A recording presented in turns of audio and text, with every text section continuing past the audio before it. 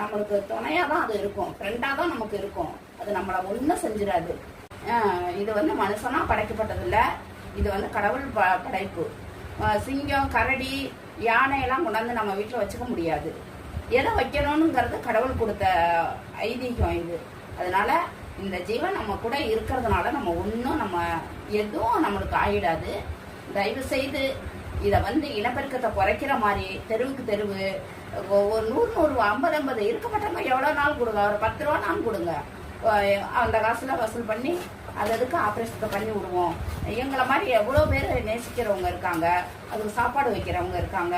தெருவுக்கு ஒரு ஆள் பொறுப்படுத்துங்க, இல்லைன்னா ஒரு ஊருக்கு ஒரு 10 பேர் பொறுப்படுத்து அதோட பராமரித்து அதோட குடும்ப கட்டுப்பாடு பண்ணி விட்டு, மக்களே நீங்கள் வந்து எல்லாரும் கூடி வாழ்ந்து நல்லபடியாக கவர்மெண்ட்டை எதிர்பார்க்காதீங்க.